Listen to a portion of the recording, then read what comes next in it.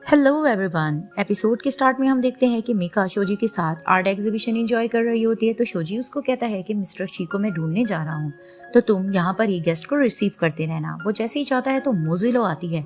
तो मीका उसको देखकर बातें सुनाने लगती है कि लगता है मिसेस फैंग ने तुम्हें बताया नहीं है कि शोजी की पार्टनर बनकर मैं उसके साथ आई हूँ। तुम्हें यहाँ पर लाने वाला तो वैसे कोई हो ही नहीं सकता।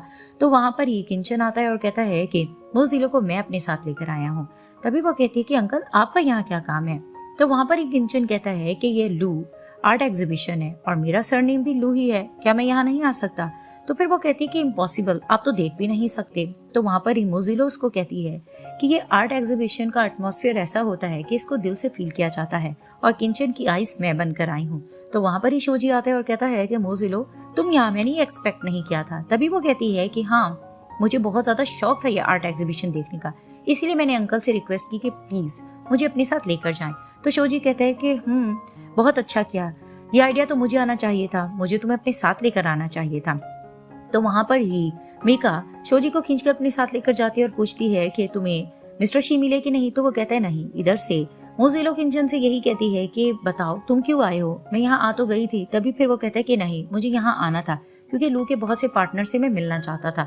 तभी वो कहती है ठीक है, ध्यान से तुम इंजॉय करना। वो जाने लगती है तो किंचन उसका रास्ता रोककर कहता है कि मैं यहाँ पर तुम्हारी हेल्प के लिए आया हूँ, तो तुम मुझे अपने साथ अंदर लेकर चलो।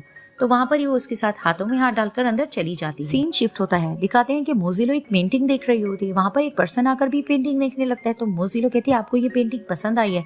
तो वो बताता है कि बाहर का एटमॉस्फेयर मुझे पसंद नहीं आया, बहुत शोर शराबा था, तो मैं यहाँ पर सुकून के लिए आया हूँ। तभी वो कहती है मेरा भी यही हाल है। वहां पर ही मीका आती है और इंसल्ट करने लग जाती है मोजिलो को और कहती है कि तुम दोनों की ये औकात नहीं है कि तुम लोग ये पेंटिंग खरीद पाओ। तो वहां पर ही मोजिलो उसको कहती है कि बाहर बहुत शोर शराबा था, हम यहाँ सुकून लेने आए हैं और ये मिस्टर भी। तभी वो कहती है कि अच्छा, ये तुम्हारा फ्रेंड नहीं है, लेकिन तुम दोनों एक जैसे ही नमूने लगते हो। और वो उस पर्सन की ड्रेसिंग को लेकर भी इंसल्ट कर रही होती है। वहां पर ही वो पर्सन कहता है कि ये है कौन। तो वहां पर ही मोजिलो उस पर्सन से सॉरी करती है और कहती है कि ये मेरी सिस्टर है और हमें ये नहीं सिखाया गया कि हम एक दूसरे की इंसल्ट करें। तो वहां पर ही मीका फिर भी बहुत बुरे अल्फाज इस्तेमाल कर रही होती है। तो अचानक वहां पर शोजी आता है और कहता है कि मिस्टर शी आप यहाँ पर हैं, आप मुझे कहीं मिल ही नहीं रहे थे। तो मीका जैसे ही मिस्टर शी का नाम सुनती है तो कहती है कि अच्छा ये है मिस्टर शी। और वहां पर ही मिस्टर शी इग्नोर करते हैं शोजी को और किंचन को कहते हैं कि तुम यहाँ पर हो। तभी वो कहता है कि मिस्टर शी मैं देख नहीं सकता, इसलिए मुझे नहीं पता था आप कहाँ पर हैं, सॉरी आप मुझे देर से मिले। तो वहां पर ही मीका जाकर शोजी से सॉरी करती है कि मुझे नहीं पता था ये मिस्टर शी हैं। तो शोजी मिस्टर शी से कहने लग जाता है कि बहुत ज्यादा गेस्ट थे, आप हमें कहीं नजर नहीं आए। तभी पे मिस्टर शी कहते इट्स ओके, मैं बिल्कुल ठीक हूँ और ये बहुत ग्रेसफुल लेडी मुझे यहाँ पर मिल गई। तभी फिर वो मोजिलो की तरफ इशारा करके कहते तुम्हारा नाम क्या है। तो वो बताती है कि मेरा नाम मोजिलो है। तो वो उससे बहुत ज्यादा इंप्रेस होते हैं और उसको कहते हैं कि आ जाओ मुझे ज्वाइन करो। तो वहां पर ही किंचन कहता है कि हाँ ये लड़की बहुत अच्छी है, चलो हम दोनों मिलकर मिस्टर शी को ज्वाइन करते हैं। तो वो दोनों वहां से चले जाते हैं। वहां पर ही मीका शोजी से सॉरी करने लगती है तो वो उसको शटअप करके वहां से चला जाता है। फिर दिखाते हैं कि मिसेस फैंग कहती है क्या मोजिलो और किंचन ने आर्ट एग्जीबिशन को अटेंड किया। तभी उनका असिस्टेंट बताता है सिर्फ ये ही नहीं बल्कि मीका ने अपना आप मजाक भी बनाया है वहां पर। तो वहां पर ही वो ये भी कहता है कि मिस्टर लू भी बहुत ज्यादा इस चीज को लेकर गुस्सा है। तो वहां पर ही मिसेस फैंग मन में सोचती है कि मोजिलो अब टाइम आ गया है कि मुझे कोई कदम उठाना पड़ेगा। तो दिखाते हैं कि किंचन चाय पी रहा होता है लॉन्च में। वहां पर ही दिखाते अचानक से लाइट चली जाती है। तो किंचन सोचता है कि ये वाकई में लाइट ट्रिप हुई है या किसी ने कोई जाल बिछाया है। वहां पर ही दिखाते हैं कि नीचे मोजिलो भी आ रही होती है। तो किंचन उठने लगता है, उससे कप गिर जाता है तो वो उठाने लगता है। तो मोजिलो उसको रोककर कहती कि नहीं तुम्हें चोट लग जाएगी, मैं आ रही हूँ। वो आने लगती है तो नीचे पानी जमीन पर होता है, उसका पाँव स्लिप होता है। तो अचानक दिखाते हैं कि वो किंचन की बाहों में आ जाती है। वहां पर ही किंचन उसको बचा लेता है। तो दोनों एक दूसरे की तरफ देख रहे होते हैं और दोनों के दरमियान थोड़ी फीलिंग्स भी जाग रही होती है और अंधेरा होता है। तो दिखाते हैं कि दोनों एक दूसरे को देख ही रहे होते हैं कि लाइट जल जाती है और मिसेस फैंग वहां पर आकर अचानक से कहती है कि मोजिलो और किंचन ये तुम लोग क्या कर रहे हो। वहां ये दोनों चौंक जाते हैं और मिसेस फैंग कहने लग जाती हैं कि ये सब क्या है। मुझे पता है मोजिलो तुम्हारा किंचन के साथ अच्छा रिलेशनशिप है, लेकिन तुम दोनों हो तो लड़का और लड़की ही, लेकिन तुम लोगों को नहीं लगता कि अगर कुछ गलत हो जाए तो वहां पर ही किंचन कहता है कि मिसेस फैंग आपने जो भी देखा है वो एक मिसअंडरस्टैंडिंग है, मेरा कप टूट गया था और वहां पर ही मुझे मोजिलो ने मना किया था, वो कप उठाने आ ही रही थी कि अचानक उसका पाँव स्लिप हुआ और जो कुछ आपने देखा वो मिसअंडरस्टैंडिंग थी। तभी फिर मिसेस फैंग हंस के कहती है कि तुम लोगों की लाइफ में सिर्फ यही चल रहा है, मिसअंडरस्टैंडिंग। हर बार तुम लोगों का कोई ना कोई कोइंसिडेंट हो जाता है। मोजिलो भी तुमसे इत्तेफाक से मिली और फिर पानी भी गिर गया, कप भी टूट गया। अब वो इनको ऐसा सुना रही होती है तो वहां पर ही मोजिलो कहती है कि नहीं, जो कुछ भी है ये गलत फहमी ही है। तो वहां पर ही शोजी आकर कहता है कि मॉम, मुझे इसकी बात पर बिल्कुल बिलीव है, क्योंकि अंकल देख नहीं पाते तो हमें इन बातों को निगलेक्ट करना होगा। वहां पर ही ग्रैंडपा लू ऊपर से सबको डांट रहे होते हैं कि इतनी रात हो गई है, तुम लोग अब तक जाग रहे हो। तो वहां पर ही किंचन मन में सोचने लगता है कि मुझे पता है कि इन सब के पीछे आपका हाथ है, ये आप ही ने चाल चली है, लेकिन इस बार मैं आपका डट के मुकाबला करूंगा और आपको जीतने नहीं दूंगा। सीन शिफ्ट होता है। ग्रैंडपा लू किंचन की चोट देखकर परेशान हो रहे होते हैं तो किंचन कहता है कि बस मुझे पता नहीं लगा ये चोट लग गई। तो ग्रैंडपा कहते हैं कि चलो डॉक्टर को कॉल करो शोजी।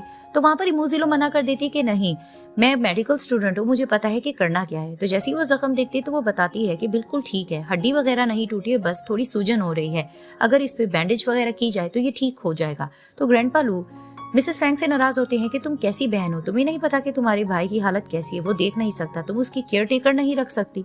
तो वहां पर ही मिसेस फैंग कहती है आप बिल्कुल ठीक कह रहे हैं, मैं कल ही किसी का अरेंजमेंट करती हूँ जो इसकी केयर कर सके। वहां पर ही किंचन कहता है कि नहीं, आप कुछ ज्यादा सोच रही हैं, पता नहीं वो कौन हो, किस तरह से मेरी आकर केयर करे, इसके बारे में मुझे नहीं पता, लेकिन मैं ये जरूरी समझता हूँ कि मोजिलो फिलहाल यहाँ है तो यही मेरी केयर करे। वहां पर ही शोजी जेलस होकर कहते हैं कि नहीं, ये तो हमारी गेस्ट है, हमें इसको नहीं अरेंज करना चाहिए, हमें किसी और का बंदोबस्त करना चाहिए।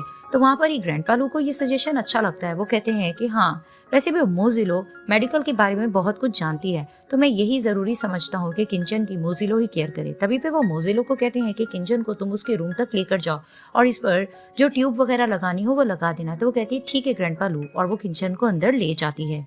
जैसे ही मोजिलो किंचन को रूम में लाती है तो वो उसको थैंक्स करता है कि लिटिल असिस्टेंट तुम्हारा शुक्रिया। तभी फिर वो उसके जख्म पे मार कर कहती है कि मुझे ये बताओ कि मिसेस फैंग हम दोनों के दरमियान कुछ गलत समझ रही हैं, तो तुमने मेरा नाम क्यों लिया केयर के लिए। तभी वो उसको कहता है तुम मुझे ये बताओ आधी रात को लाइट क्यों ट्रिप हुई, खास करके उस वक्त में जब हम दोनों लिविंग रूम में साथ थे। तभी वो कहती क्या मतलब, तुम ये कहना चाह रहे हो कि ये सब कुछ प्लान करने वाली मिसेस फैंग थी और ये जख्म तुमने जानबूझ के अपने आप पे डाला है। तभी वो कहता है कि मैं तो तुम्हारे साथ कोऑपरेट करना चाहता था, और वैसे भी तुम्हें पता तो है कि तुम शोजी के करीब जाना चाहती हो, तो तुम अपना काम करती जाओ। तो वो कहती क्यों, ऐसा क्यों। तभी फिर वो बताता है कि मैं शोजी से सिर्फ 2 साल बड़ा हूँ, हमारा बचपन एक साथ गुजरा है, बेशक वो मेरा नेफ्यू है, लेकिन मुझे उसकी नेचर पता है कि वो कहता है कि उसके पास हर चीज बेस्ट होनी चाहिए, और जो चीज मेरे पास होती है वो हमेशा से मुझसे छीनने की कोशिश करता है, और उसको लगता है कि हर चीज मेरे पास बेस्ट है, इसलिए वो मुझसे छीनने की कोशिश करता है। तभी वो कहती है कि इसका मतलब तुमने मुझे केयर के लिए इसलिए रखा है कि वो हम दोनों की नजदीकियां देखकर थोड़ा जेलस होगा। तभी वो कहता है कि हाँ, मैंने तुम्हारी रेपुटेशन भी एग्जीबिशन में इसलिए अच्छी करने की कोशिश की थी ताकि शोजी तुमसे कुछ इम्प्रेस हो। तभी फिर वो उसको कहता है कि खैर, इस तरह से तुम लोगों की दूरियां हट जाएंगी और तुम लोग नजदीक हो जाओगे। तो तुम्हें कुछ समझ आई लिटिल असिस्टेंट। तभी वो हंस के कहती है कि ओके बॉस, मैं समझ गई हूँ, अब मैं आपके लिए कुछ बनाने जा रही हूँ।